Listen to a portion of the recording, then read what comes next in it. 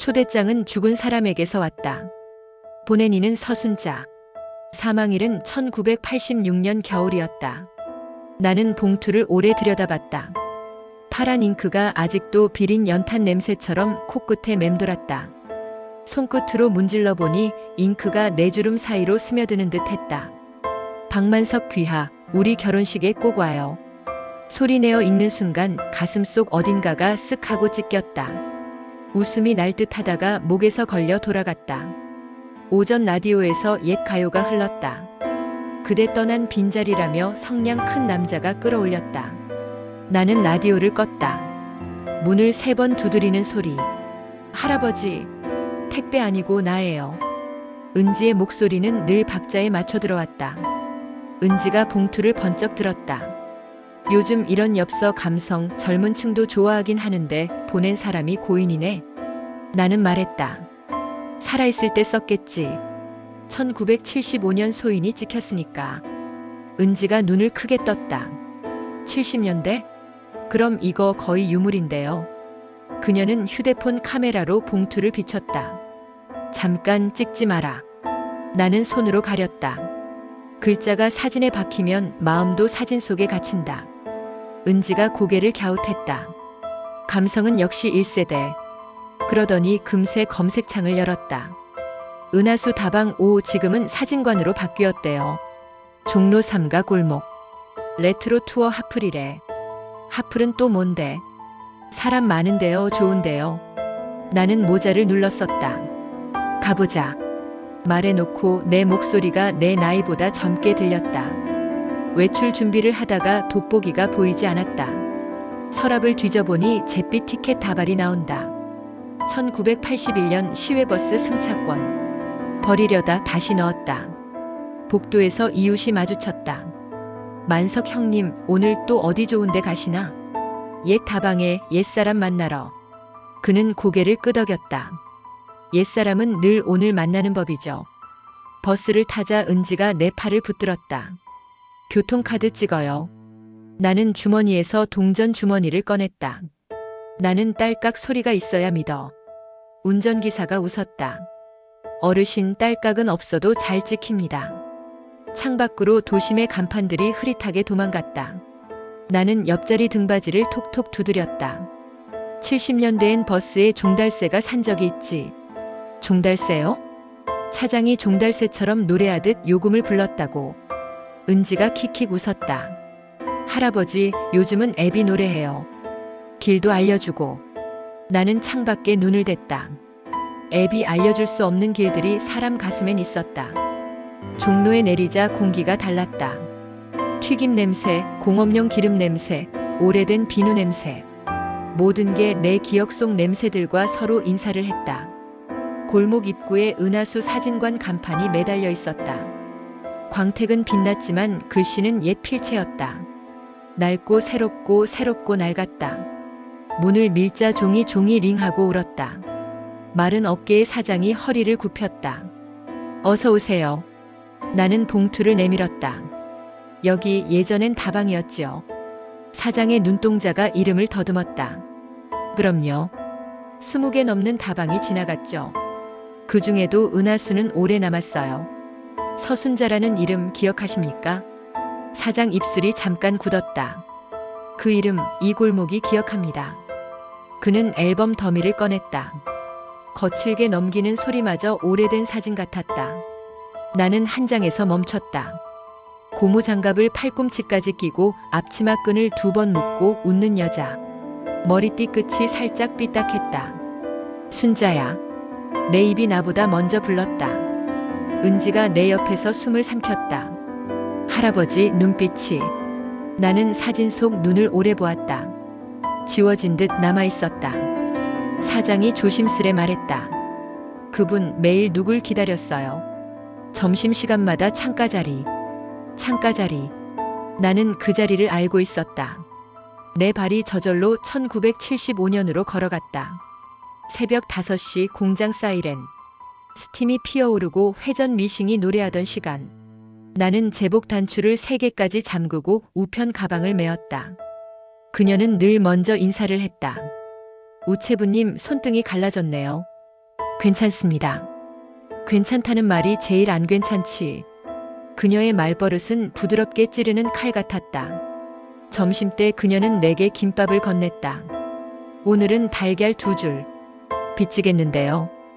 빚은 밥으로 갚고 마음은 웃음으로 갚아요. 우리는 시청 앞 분수대 옆 계단에 앉아 발뒤꿈치를 털었다. 만석 씨 꿈은요? 편지가 가는 길을 다 걷는 것. 그럼 나는 어디든 갈 수 있겠다. 그녀가 말할 때 내 어깨에서 하루 무게가 내려갔다. 그해 가을 나는 입영 통지서를 받았다. 그녀는 한참 동안 아무 말도 안 하고 내 손을 잡았다. 편지는 늦어도 도착하죠? 도착합니다. 그럼 나도 도착할게요. 그 말을 나는 잊은 적이 없다. 아니, 잊은 척 한 적이 많았다. 사람은 가끔 잊은 척을 하며 산다. 사진관 사장이 물을 내왔다. 유리컵 바닥의 기포가 햇빛에 반짝였다. 은지가 나를 살폈다. 할아버지, 바람 좀 쐬어요. 나는 고개를 끄덕였다. 골목 바깥으로 나오자 바람이 뺨을 툭 쳤다. 포장마차에서 순대 김이 올랐다. 은지가 종이컵에 떡볶이를 담으며 물었다. 할아버지, 그분이 정말 사랑이었어요? 나는 대답 대신 떡 하나를 입에 넣었다. 매웠다. 매운 게 혀끝에 남아 오래갔다. 버스를 타러 가는 길 문구점이 보였다. 진열대에 돋보기가 가지런히 누워 있었다. 나는 가장 싼 걸 골랐다. 사장이 웃었다. 요즘은 젊은 사람들도 돋보기 사가요. 휴대폰 글씨가 너무 작대요. 세상이 글씨를 줄이면 사람들은 눈을 키우지. 사장이 한마디 덧붙였다. 마음은요? 마음은 돋보기가 안 돼. 외출을 마치고 집에 돌아오니 오후 해가 벽을 탔다. 식탁 위에 봉투를 곱게 내려놓았다. 은지가 의자를 끌어와 내 옆에 앉았다. 할아버지, 요약하면 이거예요. 죽은 사람이 보낸 청첩장. 40년 늦은 도착. 만나자던 곳은 옛 다방. 그리고 할아버지의 옛사랑. 요약이 그럴싸하네. 한 문장 더 붙일래요. 이번 주말 우리는 진실을 만나러 간다. 나는 고개를 저었다. 주말까지 못 기다리겠다. 은지가 웃음을 삼켰다. 급행이네. 알았어요. 그런데 만약에 만나야 할 사람 대신 만나지 말아야 할 진실이 기다리고 있으면요? 그럼 나는 늦게라도 만난다. 늦게 온 것들한테 예의는 만나주는 거다. 은지가 내 손등을 살짝 눌렀다. 그 손길이 젊었고 따뜻했다. 나는 갑자기 겁이 났다. 사람이 늙으면 용기가 작아지는 게 아니라 겁이 커진다. 용기와 겁은 늘 같은 바가지에 담겨 있다. 은지가 돌아간 뒤 방이 넓어졌다. 라디오를 켜니 광고가 쏟아졌다. 나는 라디오를 다시 껐다. 서랍을 뒤져 오래된 카세트를 꺼냈다. 1975 가을이라고 연필로 쓴 라벨. 테이프는 검은 비늘처럼 반짝였다. 플레이 버튼을 누르자 기계가 한숨을 쉬었다. 찰칵 딸깍 그리고 낮은 잡음. 잠시 후 목소리가 걸어 나왔다. 만석 씨 들려요? 나는 의자 등받이를 꽉 잡았다. 순자의 목소리였다. 오늘도 등록 우편이 안 왔다네요. 다방 언니들이 울고 사장님이 화내고 근데 누가 뒤를 따라오는 것 같아요. 말끝이 살짝 떨렸다. 테이프는 그 뒤로 작은 숨소리들을 흘렸다가 툭 끊겼다. 나는 멍하니 앉아 있었다. 테이프 속 공기가 방 안으로 흘러나와 내 폐를 채웠다. 그 공기는 오래됐는데도 따끈했다. 부엌에서 주전자가 끓어오르며 휘파람을 불었다. 나는 불을 줄였다. 물 끓는 소리에도 사람 목소리가 섞여 들린다. 듣고 싶은 소리는 늘 다른 소리에 기대어 찾아온다. 문틈으로 저녁 바람이 스며들었다. 초대장이 스탠드 빛을 받아 은빛을 흘렸다. 나는 봉투를 다시 들었다. 뒤집어 보니 보내는 사람 주소가 흐릿하게 남아 있었다. 종로 3가 골목, 은하수 다방 앞 서순자. 주소보다 사람이 먼저 읽혔다. 서순자. 나는 그 이름을 한 글자씩 소리내어 읽었다. 밤이 깊자 천장에서 오래된 엘리베이터 소리가 났다. 오르락 내리락 누군가의 하루가 움직이는 소리. 나는 속으로 혼잣말을 했다. 늦게 와도 도착하자. 그 말이 내 안에서 한 번 더 울렸다. 휴대폰이 진동했다. 은지였다. 할아버지, 내일 아침 일찍 가요. 사진관 사장님이 오래된 앨범 더 보여주신대요. 나는 짧게 대답했다. 그래. 수화기를 놓고 창밖을 보았다. 가로등 불빛 아래로 작은 벌레들이 날아다녔다. 그들의 궤적이 원을 그리다가 어느 순간 직선이 되었다. 사람의 인생도 가끔 그랬다. 빙글빙글 맴돌다가 어느 날 갑자기 길이 열렸다. 나는 식탁에 앉아 종이를 꺼냈다. 파란 잉크를 뚜껑에서 빼내 펜촉에 묻혔다. 한 줄을 썼다. 순자야, 내일 간다. 그리고 한 줄을 더. 오래 늦었는데 그래도 간다. 펜촉이 종이 위에서 작게 울었다. 나는 종이를 접어 봉투 옆에 놓았다. 누군가에게 보내지 못할 편지였지만 쓰는 것만으로도 세상이 조금 정리되었다.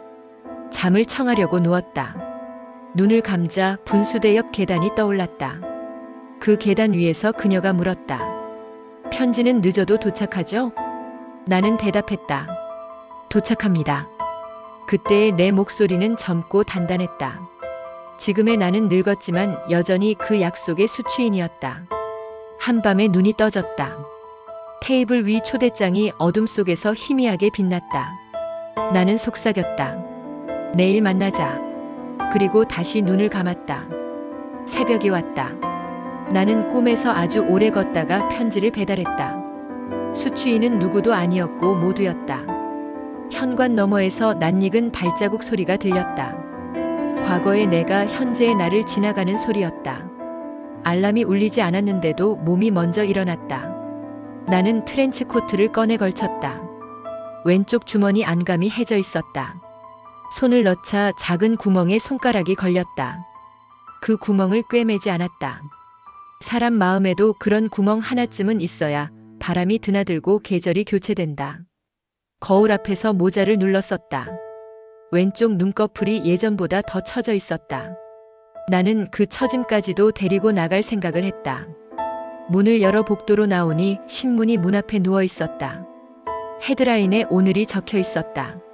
나는 신문을 들어 올렸다. 그리고 마음속으로 한 장 더 넘겼다. 오늘도 과거 한 장을 넘기는 날이었다. 엘리베이터 버튼을 누르고 기다렸다. 문이 열리자 이웃이 미소를 지었다. 어디 가세요? 오래 기다린대.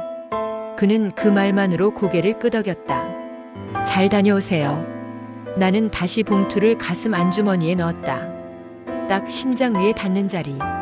종이가 조용히 심장 박자를 따라가며 움직였다. 그 박자는 편지 봉투가 들고 있는 오랜 시간의 리듬과 어딘가 닮아 있었다.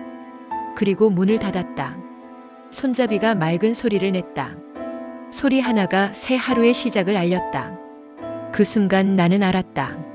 사람이 늦게라도 길을 나서는 건 누군가 아직 건너편에서 내 이름을 부르고 있기 때문이다. 오늘 그 부름에 답하러 간다. 그리고 아주 오래 늦은 초대장에 드디어 참석하러 간다. 아침부터 전화가 울렸다. 은지였다. 할아버지, 오늘이에요. 우체국 터 완전 철거 들어간대요. 나는 모자를 집어들었다. 평상모 대신 현장 헬멧을 빌려야 한다는 말에 은지가 웃었다. 헬멧은 노란색이 제일 잘 나와요. 사진도 잘 받고. 나는 사진 찍으러 가는 게 아닌데. 오늘은 찍혀야 해요. 기록이잖아요. 철조망 너머로 포크레인이 목을 빼고 있었다. 커다란 쇳발톱이 땅을 긁자 마른 먼지가 솜처럼 피어올랐다. 출입구에서 경비가 손을 내저었다. 관계자 외 출입 금지. 은지가 미리 준비한 프린트를 내밀었다. 지역 아카이브 봉사팀입니다. 현장 소장님께 어제 연락드렸고요. 경비가 무전기로 누군가와 짧게 통화했다. 잠시 뒤 조끼 입은 소장이 걸어왔다. 아, 어제 그 자료 찾으신다는 분. 그는 내 머리를 위아래로 훑더니 노란 헬멧을 건넸다. 안전화는요? 평생 걸어온 발이라 튼튼해. 이 바닥은 더 튼튼합니다. 조심하시고요. 우리는 캐비닛 무덤으로 들어갔다. 찌그러진 서랍들, 떨어져 나간 손잡이, 젖어 불어난 종이들이 숨을 쉬고 있었다. 나는 오래된 종이 냄새를 맡았다. 우체국 사서함 문 안쪽에 금속 냄새와 비 오는 날 앞치마 젖던 냄새가 섞여 있었다. 여기요. 은지가 무엇인가를 들어올렸다. 곰팡이 꽃이 핀 기록철 수령대장이라는 희미한 인쇄. 표지가 반쯤 찢어져 있었다. 넘기려는데 종이가 손가락에 달라붙었다. 젖은 진실은 늘 이런 감촉이었다. 그때 리어카 바퀴가 삐걱거리며 골목을 들어왔다. 남색 작업복의 청년이 손을 흔들었다. 어르신, 열쇠집 민수였다. 목에 줄자를 걸고 오른쪽 광대에 작은 점. 소장님 허가 맡았어요. 버리는 캐비닛 중에 기록철 몇 구럼이 따로 뺐습니다. 그가 리어카 덮개를 젖히자 녹슨 서랍들이 층층이 나타났다. 근데 잠겨있네. 은지가 혀를 찼다. 열쇠가 없네, 열쇠집 사장님. 민수가 미소를 지었다. 열쇠가 없을 땐 문을 설득해야죠.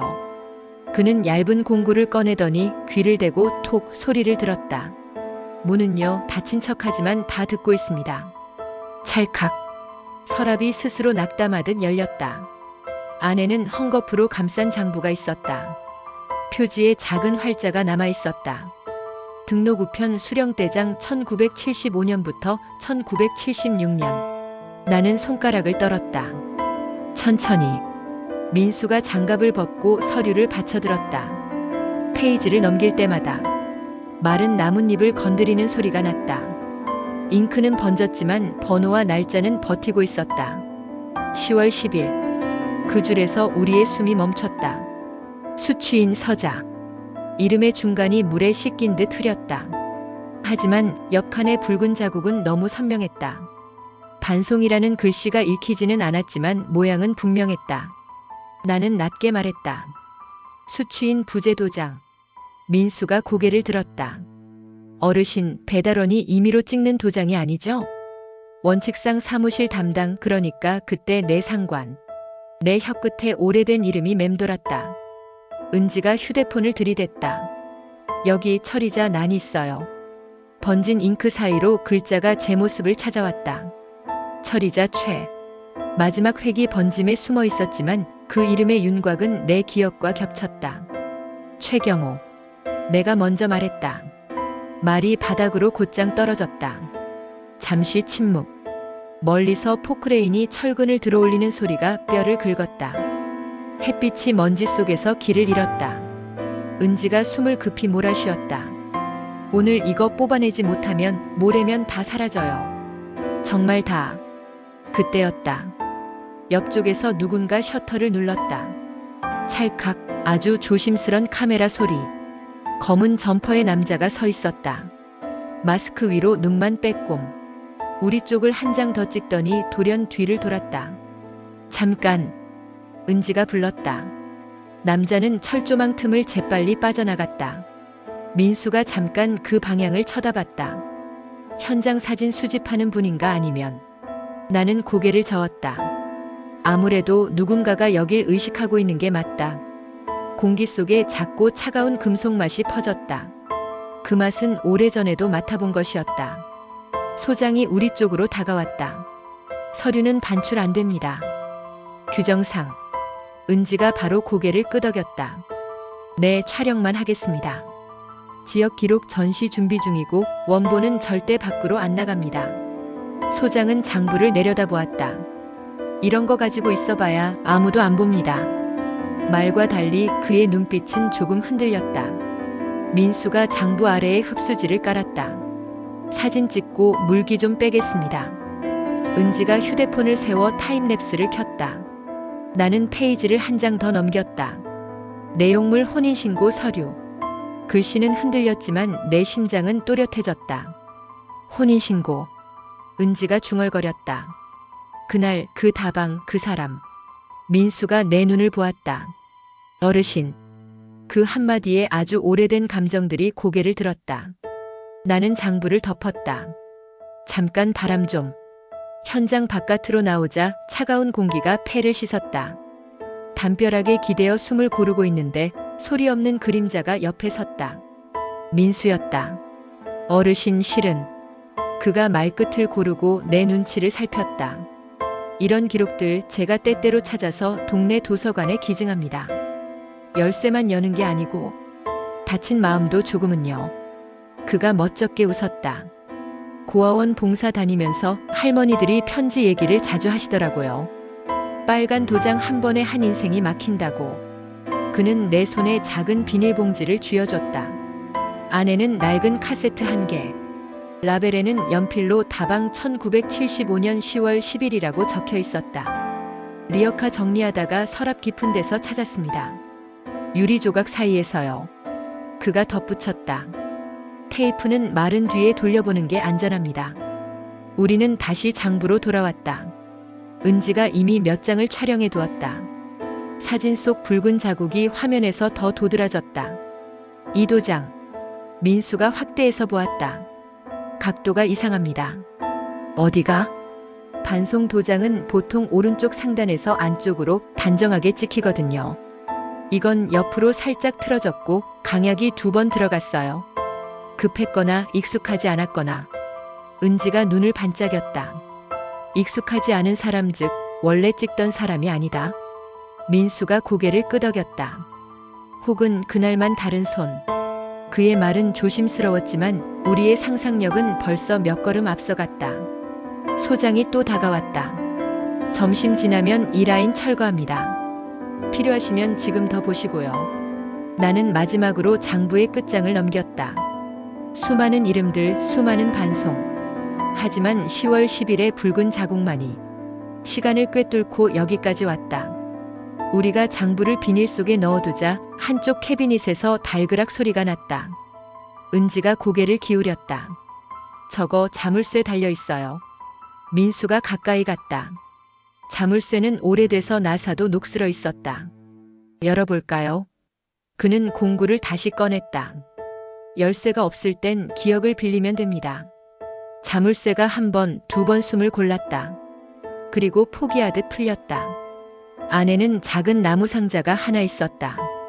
뚜껑 안쪽에 흐릿한 스탬프 자국, 우체국 내 사용 도장 보관함, 그리고 자국이 비어있는 자리. 민수가 장갑 낀 손으로 빈 칸을 가리켰다. 여기 원래 수취인 부재 도장이 있었던 자리 같아요. 숨이 모였다. 나는 소리를 내지 않았다. 대신 손끝이 바람을 움켜쥔다. 빈 칸은 말보다 큰 증언을 했다.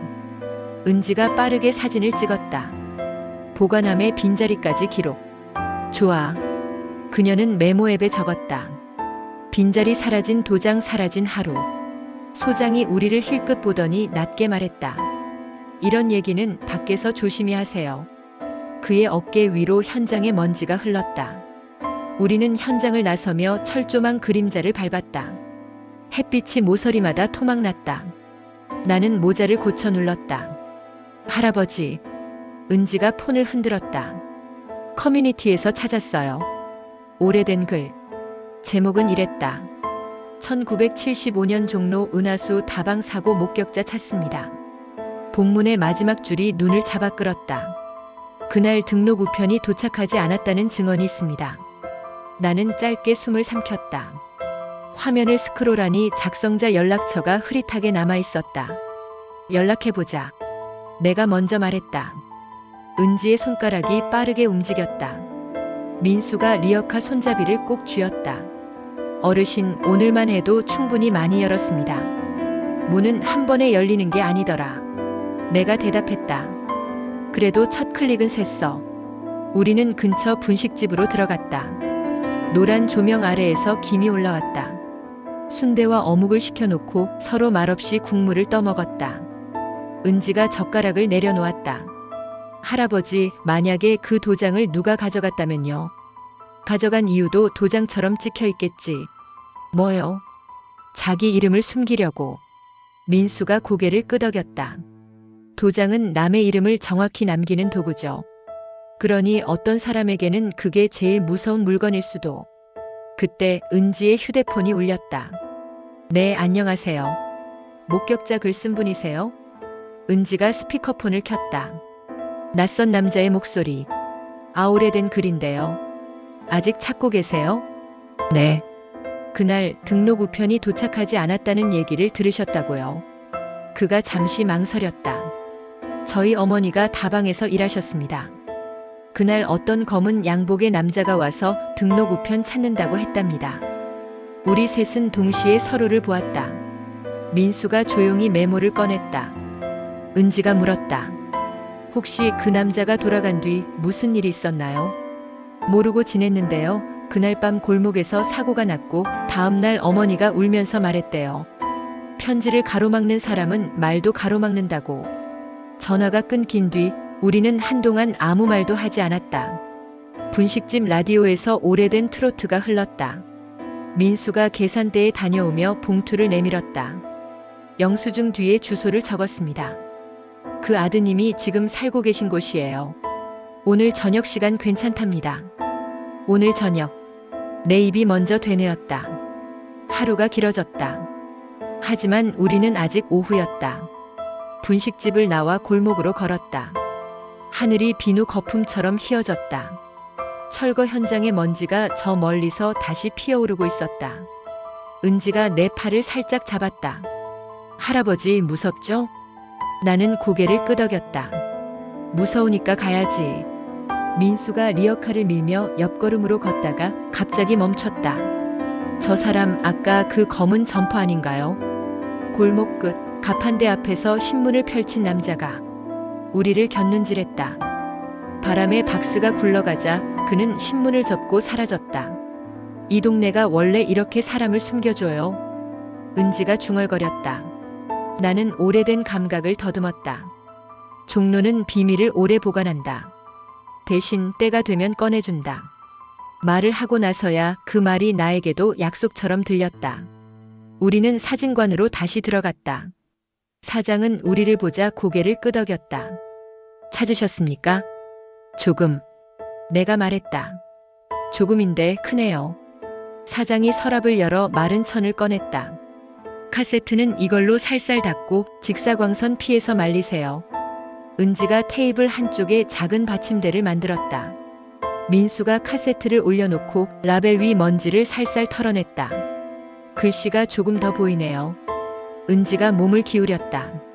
연필 자국이 햇빛을 받아 솟아났다. 은하수 다방 1975.10 10 그리고 작은 별표 하나. 그 옆에 아주 작은 글씨. 점심. 나는 시간을 떠올렸다. 그녀가 늘 앉던 창가 자리, 커튼 사이로 비치던 일시의 길이. 사장이 말했다. 글자가 살아있네요. 사람도요. 내가 대답했다. 버텨서 살아남은 글자만큼 살아남은 마음이 있어요. 해가 기울었다. 창틀 그림자가 바닥을 길게 가르며 이동했다. 우리는 그 그림자를 밟지 않으려 조심조심 걸었다. 은지가 손뼉을 쳤다. 계획. 저녁에 목격자 아드님 만나서 진술 확보. 그 다음 내일 아침 재단 설명회장으로 가서 최경호 앞에서 카세트와 장부 빈자리 사진을 보여준다. 민수가 손을 들었다. 저는 장부 촬영본 정리하고 보관한 빈칸은 별도 확대 컷으로 묻겠습니다. 그가 살짝 웃었다. 열쇠 사진은 보너스로. 나는 고개를 천천히 끄덕였다. 좋다. 오늘은 문 경첩까지 풀어놨다. 내일은 문을 열자. 사진관을 나오며 나는 마지막으로 유리문에 비친 내 모습을 보았다. 왼쪽 눈꺼풀이 조금 더 처진 듯 했지만 눈빛은 이상하게 더 또렷했다. 골목 끝에서 검은 점퍼 남자가 다시 한번 우리를 보았다. 이번에는 피해가지 않았다. 대신 모자를 눌러쓰고 반대편으로 천천히 걸었다. 은지가 나를 올려다봤다. 할아버지 혹시. 나는 웃었다. 오랜만에 육감이 돌아온다. 저녁빛이 종로의 간판들을 하나 둘 켰다. 칼국수 수선 사진. 낡은 글자들이 오늘만은 전부 힌트로 보였다. 우리는 약속 장소로 걸음을 옮겼다. 발자국 소리가 세 사람의 박자로 맞았다. 가끔 어긋났다가 금세 다시 맞춰졌다. 가던 길에 버스 정류장에서 어떤 노인이 내 어깨를 툭 쳤다. 우체부 양반. 나는 멈춰섰다. 네. 그가 눈을 가늘게 뜨며 웃었다. 젊었을 때 그 골목 뛰어다니던 그 눈이네. 편지는 결국 찾아가더라. 사람도 그러겠지. 나는 모자를 살짝 벗어 인사했다. 그랬으면 좋겠습니다. 말끝이 밤 공기에 묻혔다. 다시 걷자 시계탑이 6번 울렸다. 우리에게 남은 시간은 많지 않았다. 하지만 어느 날은 짧아서 더 선명하다. 오늘이 그런 날이었다. 나는 가슴 안주머니를 눌렀다. 장부 촬영본이 담긴 USB가 심장 박동에 맞춰 작게 흔들렸다. 가자. 내가 말했다. 은지가 카메라를, 민수가 리어카 손잡이를 잡았다. 세 사람이 같은 방향으로 오랫동안 닫혀있던 문을 향해 걸어갔다. 문은 안쪽에서 이미 손잡이를 잡고 있는 누군가의 체온을 조금은 느끼고 있을 것이다. 내일 우리는 그 손과 맞잡을 것이다. 그리고 붉은 도장 하나가 가로막은 세월을 같이 넘어갈 것이다. 오늘의 먼지는 내일의 증거가 되니까. 동사무소 강당 앞이 북적였다. 무료 건강검진, 기념품, 떡, 케이크, 시식. 오늘 공짜로 나눠주는 건 많았지만 우리가 꺼낼 건 단 하나였다. 은지가 목에 카드키를 걸어줬다. 지역 아카이브 취재팀. 글자 크면 믿음 갑니다. 나는 웃었다. 믿음은 글씨 크기보다 말의 간격에서 오지. 무대 옆 스피커가 팍 하고 울렸다. 사회자가 박수를 유도했다. 청년 마이너스 시니어 상생재단 설명회 시작합니다. 검은 양복의 남자가 입장했다. 최경호. 은빛 지팡이가 바닥을 톡톡 두드렸다. 그는 환하게 웃었다. 어르신들이 행복해야 도시가 삽니다. 슬라이드에는 기부, 연대, 돌봄이 큼직하게 지나갔다. 나는 가슴 안주머니를 눌렀다. USB가 심장 박자에 맞춰 작게 튀었다. 민수가 내 옆에서 조용히 속삭였다. 어르신, 타이밍은 제가 드릴게요. 은지가 팔꿈치로 나를 툭 쳤다. 할아버지, 마이크가 2개네요. 하나는 무선. 그녀는 이미 무선 번호를 눈으로 외웠다. 프레젠테이션이 끝났고 질문 시간이 열렸다. 앞줄에서 기념품 가방이 살랑거렸다. 사회자가 말했다. 네, 뒷줄 어르신. 나는 천천히 일어섰다. 박만석입니다. 옛 우체부였죠. 최경호가 반가운 표정을 지었다. 아, 박장. 오랜 동료입니다. 발로 뛴. 나는 그의 말을 가볍게 잘랐다. 1975년 10월 10일. 등록 우편 하나가 회수됐습니다. 수취인은 서순자. 처리자는 최경호. 강당의 공기가 갑자기 무게를 얻었다. 은지가 무선 마이크를 내 손에 쥐어줬다. 민수가 장부 촬영본을 스크린에 띄웠다.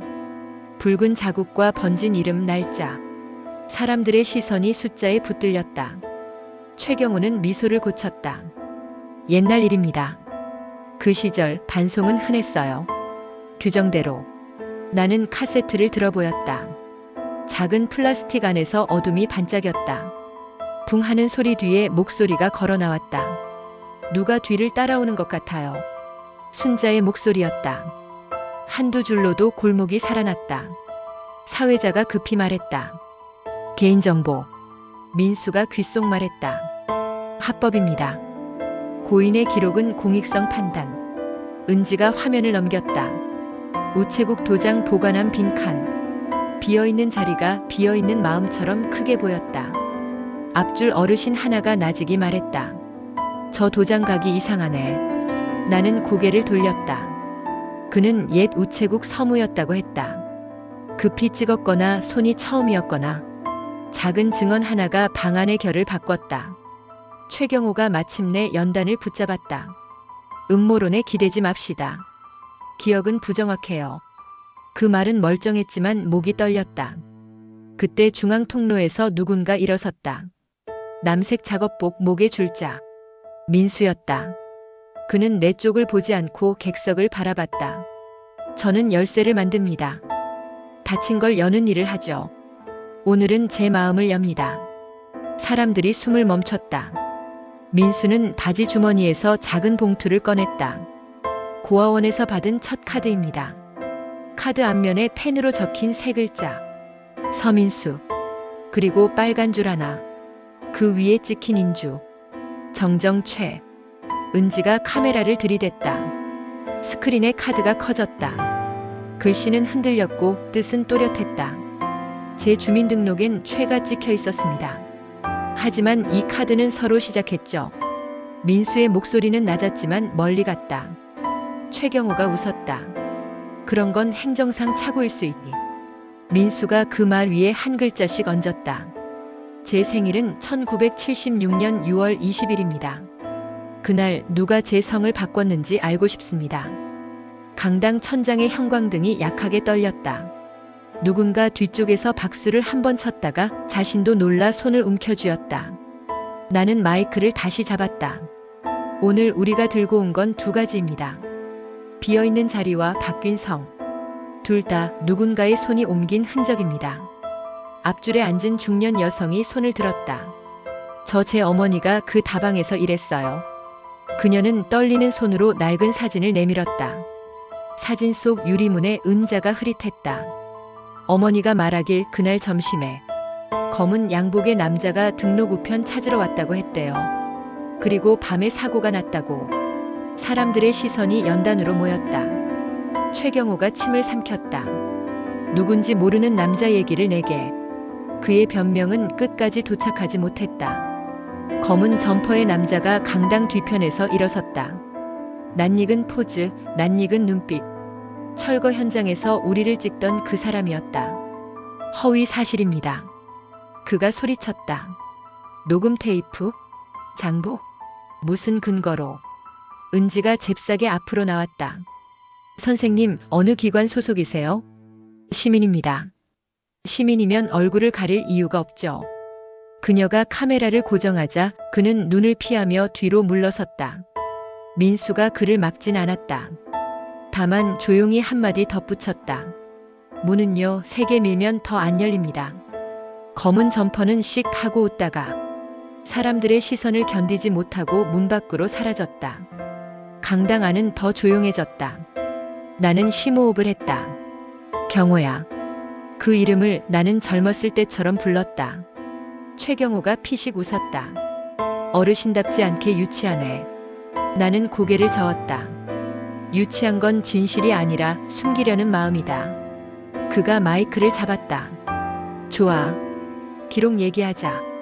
그 시절 반송은 규정이었다. 사람이 부재면 반송한다. 이름을 바꾼다? 나는 몰라. 민수가 손을 들었다. 모른다는 말이 가장 많이 쓰일 때는 사실을 알지만 말하기 싫을 때입니다. 그 순간 뒤쪽 출입문이 열렸다. 허리가 구부정한 할머니 한 분이 들어왔다. 손에 보조 지팡이, 목에 얇은 스카프. 미안해요. 버스가 늦어가지고. 그분은 곧장 연단 쪽으로 걸어왔다. 나는 그때 그 다방에서 설거지하던 사람. 강당의 시간이 느리게 흘렀다. 등록 우편 찾으러 온 남자 봤지. 양복 깔끔했고 말씨도 공손했지. 근데 돌아가면서 이 말했어. 그녀는 허공을 바라보며 낮게 읊었다. 기다리지 말아요. 적당히 잊어요.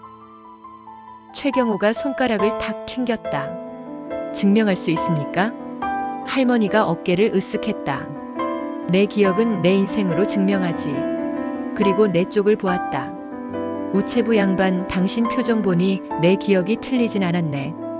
은지가 그녀에게 다가가 좌석을 권했다. 사람들이 할머니에게 물을 건넸다. 누군가는 자기 사탕을 꺼냈다. 자잘한 친절이 모여 방 안의 온도를 높였다. 나는 카세트를 다시 들었다. 여기 그날 같은 계절의 목소리가 있어요. 짧은 구간을 한 번 더 들려줬다. 누가 뒤를 따라오는 것 같아요. 최경호의 눈동자가 흔들렸다. 그 작은 떨림을 나는 놓치지 않았다. 사람은 증거보다 먼저 떤다. 현장에서 배운 법칙이었다. 사회자가 서둘러 마무리를 제안했다. 오늘은 재단 소식 중심으로. 민수가 내 어깨를 두드렸다. 마지막 한수만요. 그가 천천히 무대 앞으로 걸어갔다. 그리고 관객 쪽을 향해 고개를 숙였다. 제가 혹시라도 누군가의 아들이라면 그분께 죄송합니다. 너무 늦게 찾아서. 그 말이 끝나자 앞줄 어르신이 자리에서 벌떡 일어났다. 아이고 이 사람들아. 그는 눈시울을 훔치며 중얼거렸다. 사람이 사람에게 이렇게 오래 돌아올 수도 있구먼. 박수 소리가 한 번, 두 번 조심스럽게 번졌다. 누군가는 울고 누군가는 고개를 숙였다. 최경호가 더는 웃지 않았다. 그는 연단 모서리를 지팡이로 꾹 눌렀다. 내가 말하지. 사람들이 숨을 들이켰다. 그날 도장은 내 앞에 있었다. 규정대로 찍었다. 그는 스스로에게 말하듯 중얼거렸다. 사람이 없었다. 그러니 반송했다. 나는 조용히 물었다. 사람이 없던 건 자리에 없어서였나? 아니면 당신이 없다고 만들었나? 그는 대답하지 않았다. 대신 탁자에 놓인 물컵을 들어 올렸다가 입에 대지 못하고 내려놨다. 은지가 사회자에게 마이크를 빌려 마지막으로 말했다. 내일 아침 추가 녹음 자료를 공개하겠습니다. 그리고 도장 보관함의 빈자리와 함께 시민 아카이브에 전시하겠습니다. 최경호의 눈이 크게 떴다. 그 순간 그의 표정에서 누군가를 잃어버린 사람의 그림자가 스쳤다. 행사는 서둘러 끝났다. 사람들이 한꺼번에 통로로 몰렸다가 다시 우리 쪽으로 반원 모양으로 돌아섰다. 할머니가 내 손을 꼭 잡았다. 우체부 양반. 네. 편지는 결국 찾아오더라고. 나는 평생 그렇게 믿었어. 나는 깊게 머리를 숙였다. 저도요. 밖으로 나오자 해가 기울어 있었다. 강당 문 옆 화분에서 마른 흙 냄새가 났다. 민수가 내 옆에 섰다. 어르신, 오늘 너무 많이 여셨어요. 나는 웃었다. 열면 닫아야지. 오늘은 열었고 내일은 닫을 차례다. 은지가 양손을 번쩍 들었다. 내일 사진관에서 테이프 돌리고 재단 사무실 앞에서 시민 공개 촬영 갑니다. 제목은 빈자리의 이름. 우리가 계단을 내려갈 때 강당 창문 사이로 누군가의 그림자가 스쳤다. 검은 점퍼였다. 이번엔 서두르지 않았다. 그는 핸드폰을 귀에 대고 있었다. 네, 이 정도면 막기 어렵습니다. 네, 테이프가 관건. 바람이 그의 말을 조금 떼어다 우리 귀에 붙였다. 민수가 발걸음을 멈췄다. 테이프는 사진관 금고에. 은지가 주먹을 쥐었다. 오늘 밤 내가 지킬게요. 나는 두 사람의 등을 봤다. 젊음이란 건 몸이 아니라 마음의 탄력이라는 생각이 들었다. 버스 정류장에 서자 노을이 유리벽에 찰싹 붙었다. 나는 주머니에서 봉투 모서리를 만지작거렸다. 파란 잉크의 초대장은 오늘 또 한 번 우리를 불렀다. 버스가 도착했다. 문이 열리고 사람들이 타고 자리가 났다. 나는 앉지 않았다. 오늘의 무게를 다리로 견디고 싶었다. 내일 더 무거운 것을 들어 올릴 수 있도록. 버스가 움직였다. 도심의 불빛이 가늘게 흔들렸다. 은지가 창밖을 가리켰다. 할아버지, 저기 보이죠? 은하수. 사진관의 네온이 아주 약하게 깜빡였다. 별빛 대신 우리에게 길을 가르치는 표지판처럼. 나는 마음속으로 중얼거렸다. 내일 문이 열린다. 그리고 조금 있다가 열고 닫는다. 제대로. 버스가 코너를 돌았다. 우리의 다음 장면이 거기서 기다리고 있었다. 밤의 사진관은 숨을 죽였다. 셔터박 골목엔 간간히 빗방울이 떨어졌다. 네온은 깜빡였다가 잠들었다. 사장은 우리에게 열쇠를 맡겼다. 문은 2번 잠가요. 유리문 안쪽 목문. 민수가 문턱을 한 번 발로 눌렀다. 경첩이 헐겁네요. 오늘 밤은 버티게 하겠습니다. 은지가 테이블 위에 작은 램프를 켰다. 빛이 테이프 데크의 금속을 얇게 타고 흘렀다. 라벨에는 연필로 은하수 1975년 10월 10일 점심이 적혀 있었다. 돌리기 전에 말려야 해요. 민수가 면장갑을 끼고 테이프를 천천히 감았다. 나는 숨을 조금씩 덜어냈다. 창밖에서 발자국 소리. 우산 끝이 유리를 톡톡 2번 건드렸다. 3번째는 없었다. 은지가 창문으로 다가가 슬쩍 내다봤다. 비었나 봐요. 그녀는 말했지만 목은 긴장으로 말랐다. 테이프가 데크에 눕혀졌다. 민수가 헤드를 알코올 솜으로 닦았다.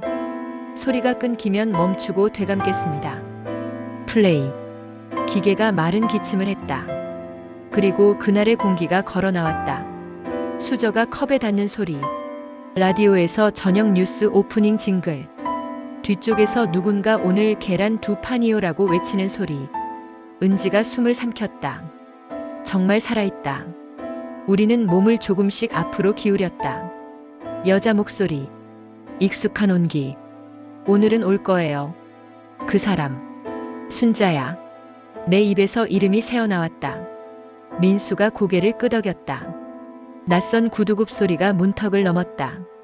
등록 우편 찾으러 왔습니다. 젊은 남자의 목소리 매끈하고 낮았다. 서류는 제게 주세요. 수취인에게 직접 전달해야죠. 그분 오늘은 안 옵니다. 짧은 침묵. 유리컵이 가볍게 흔들렸다.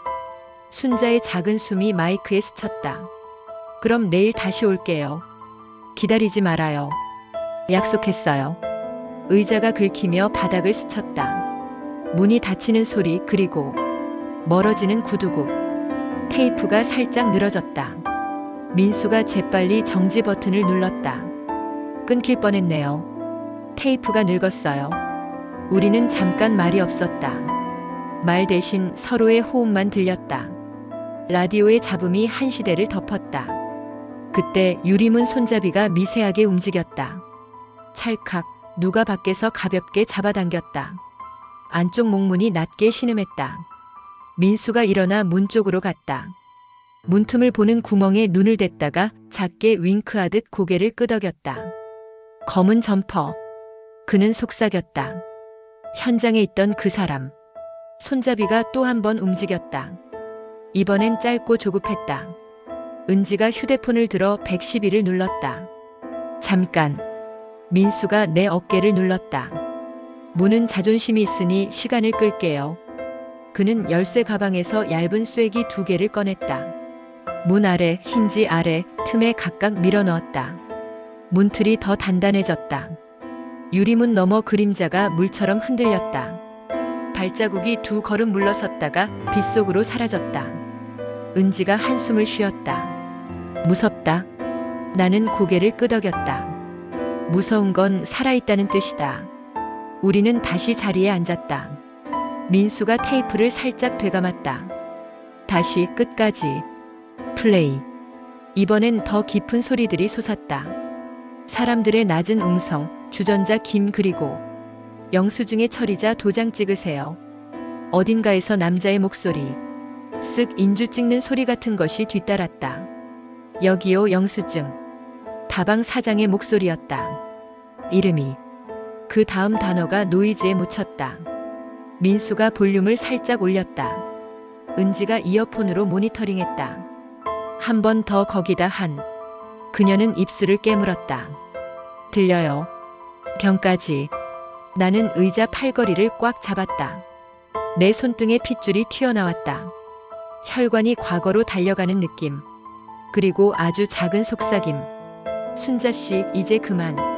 테이프는 거기서 딱 끊겼다. 릴 이 허공을 공회전했다. 정지. 세상도 정지.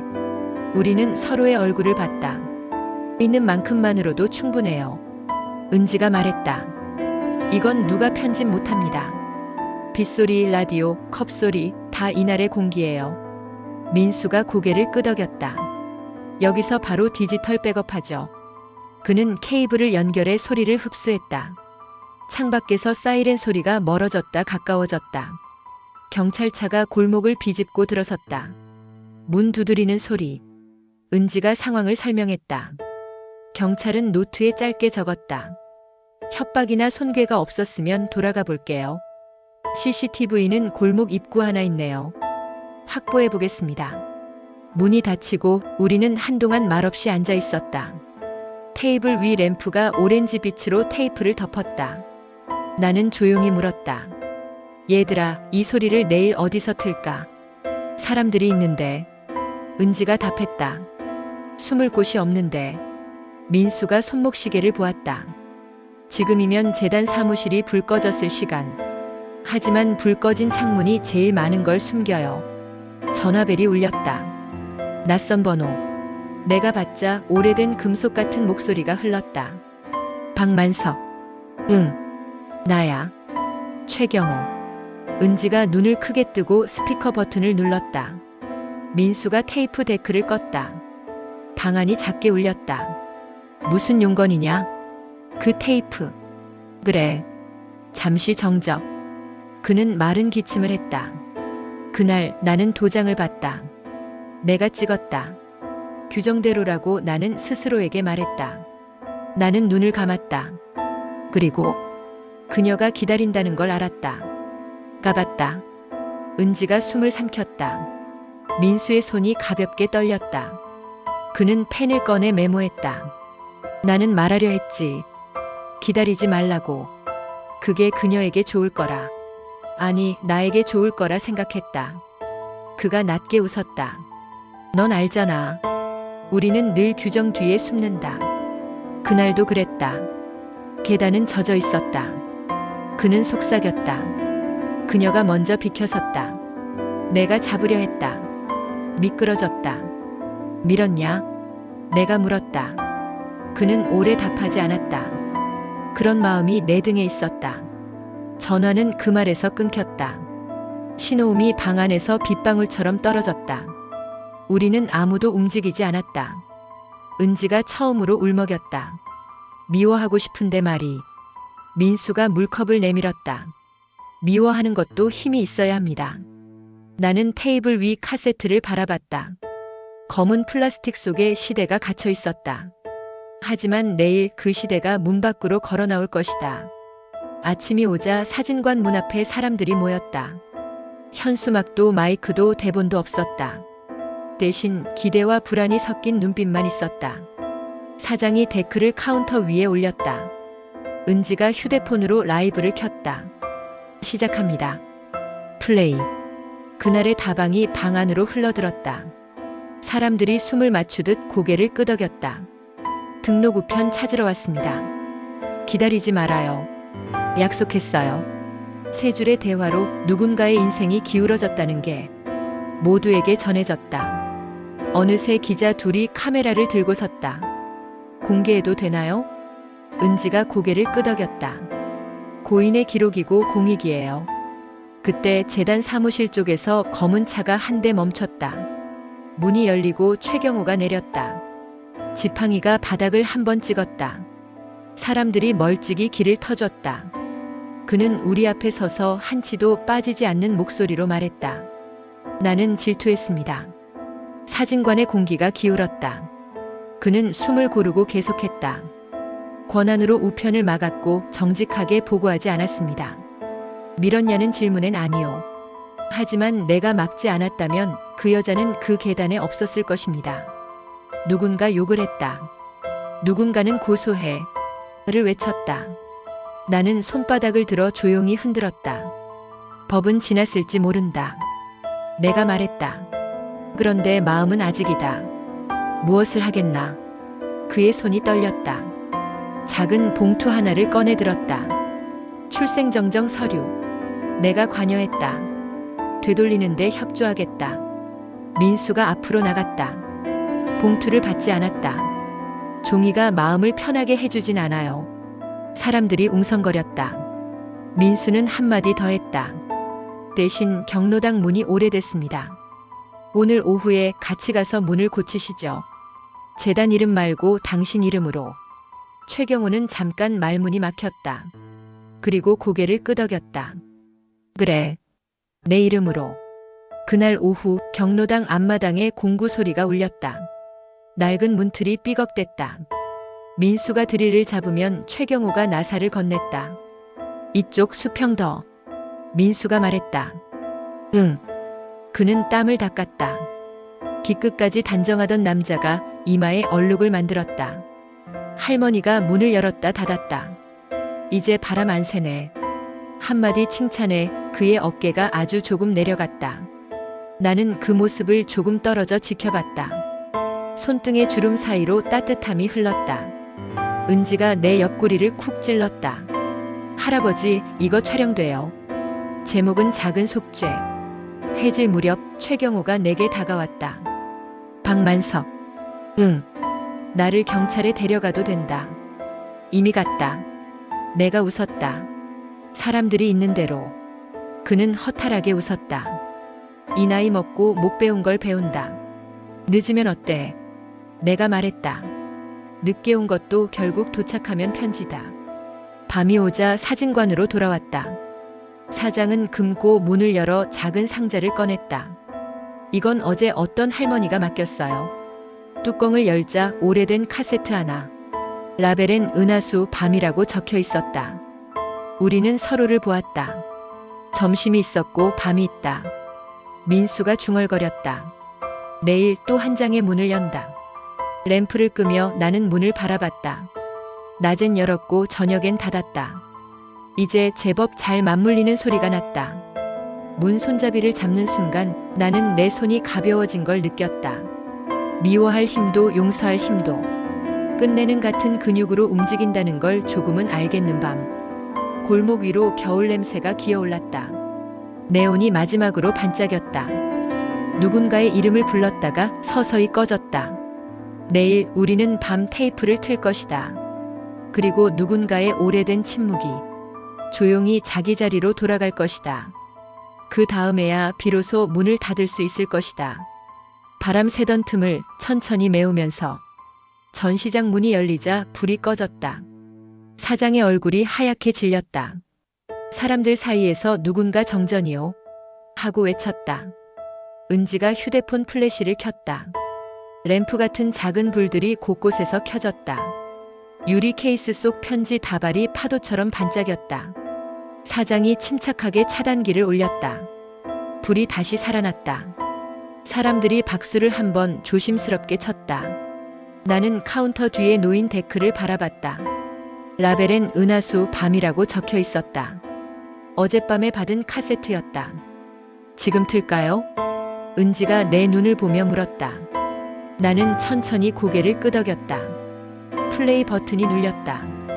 테이프가 숨을 고르듯 돌아갔다. 그리고 밤의 가게가 문득 방 안에 들어왔다. 문 닫는 종소리, 잔 닦는 헝겊의 촉감이 소리로 번졌다. 라디오에선 늦은 시간 광고가 흘렀다. 여자 목소리가 낮게 깔렸다. 사장님, 밤이라 조용하네요. 그 음색은 내 가슴 어디를 정확히 눌렀다.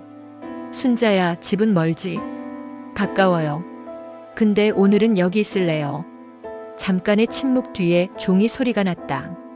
이거 혹시 그분 오면 전해주세요. 거칠게 접힌 봉투가 카운터 위를 스쳤다. 그리고 이 이름 예쁘죠? 민수. 순자가 이름을 아주 작게 불렀다. 그 순간 방 안의 공기가 한 번에 뒤집혔다. 사람들이 숨을 몰아쉬었다. 민수가 내 옆에서 손톱만큼 고개를 끄덕였다. 은지는 입술을 꼭 깨물었다. 젊은 남자 목소리가 뒤늦게 등장했다. 문턱에서 잠깐 머뭇거리는 구두구. 등록 우편 확인하러 왔습니다. 밤에도 오시네요. 사장의 말투가 경계와 예의를 절반씩 섞었다. 종이 쓸리는 소리가 아주 얕게 지나갔다. 도장은 여기 있습니다. 그 다음 인주 닫는 소리.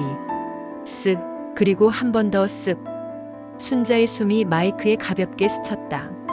도장 그만 찍으세요. 규정입니다. 의자가 바닥을 긁었다. 누군가 성급히 일어섰다. 그리고 아주 작은 그러나 분명한 구두의 방향 전환. 테이프가 한 번 끊기듯 떨렸다. 민수가 즉시 레벨을 낮췄다. 이어지는 건 발자국 그리고 계단의 물소리. 미끄러워요. 누군가 낮게 말했고 그 다음은 긴 정적이었다. 정지가 눌렸다. 사람들의 시선이 일제히 내 얼굴로 몰렸다. 나는 손바닥을 테이블 위에 올려놓았다. 오늘은 얘기하지 맙시다. 내가 말했다. 대신 보여줍시다. 사장은 유리 케이스 하나를 열었다. 가장 앞줄 아이보리 봉투가 들어있었다. 파란 잉크는 이름을 암시할 뿐 읽히지 않았다. 이 봉투는 복제입니다. 사장이 설명했다. 원본은 금고에 보관되어 있어요. 줄이 길어졌다. 한 어르신이 조심스럽게 봉투에 손을 얹었다. 내 겁니다. 라는 말 대신 작은 떨림으로 답했다. 전시장 한켠에서 카메라 셔터가 속삭였다. 기자가 두어 명 더 들어왔다. 그들은 뒷짐을 진 채 우리 호흡을 따라 움직였다. 은지가 핀 마이크를 내 목깃에 달아줬다. 아버지 준비됐죠? 그 말은 내 안에서 두 겹으로 울렸다. 첫 부분은 세상에 들려줄 준비. 두 번째는 내 옆에 선 사람을 드디어 아버지라 부를 준비. 나는 고개를 끄덕였다. 민수가 중앙으로 나섰다. 작은 나무 상자를 품에 안은 채였다. 그 상자엔 금색 경첩이 달려 있었다. 이건 제가 만든 상자입니다. 그가 뚜껑을 열자 반짝이는 열쇠 하나가 드러났다. 사람들의 눈빛이 동그랗게 커졌다. 어느 문이든 열리는 열쇠는 아니에요. 민수가 웃었다. 하지만 닫아둔 마음 문에는 기가 막히게 맞습니다. 그는 한 걸음 다가와 내 손에 상자를 얹었다. 내 손등의 주름 사이로 금속의 차가움이 스며들었다. 나는 꽉 쥐지 않았다. 흔들리지 않을 만큼만 부드럽게 붙잡았다. 아버지. 민수가 낮게 불렀다. 사람들 사이에서 작은 탄성이 터졌다. 나는 숨을 들이켰다. 그 한마디가 내 전 생애를 손질해주는 소리 같았다. 깨진 곳에 금을 입히듯 어딘가가 반짝 고쳐졌다. 그래, 아들. 내 목소리는 덜컹거렸지만 나쁘지 않았다. 그 한마디가 전시장 천장까지 가서 가만히 매달렸다.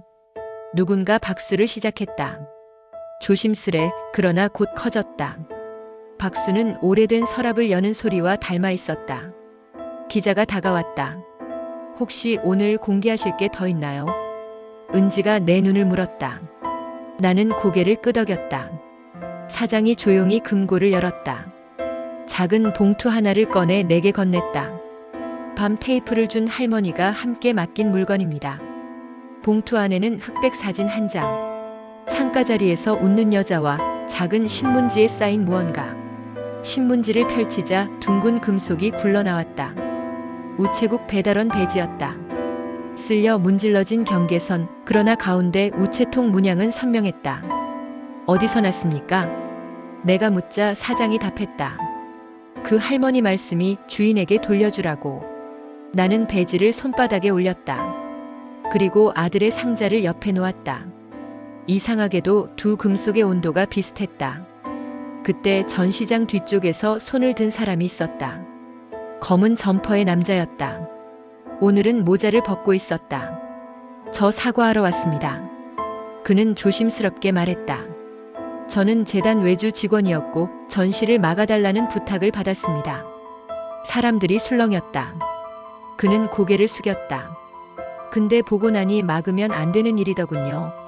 CCTV 복사본 제가 확보했습니다.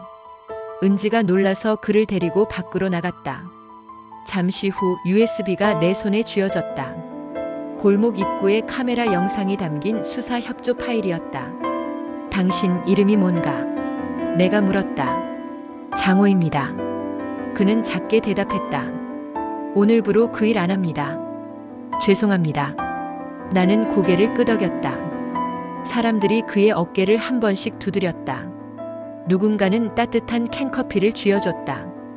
은지가 카메라를 정비했다. 좋습니다. 오늘의 프로그램 계속합니다.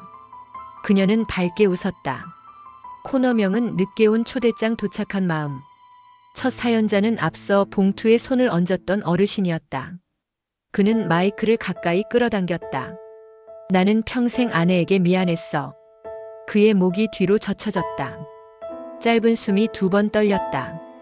군대가 있을 때 아내가 보낸 편지를 다른 이웃이 받아 숨겼더라고.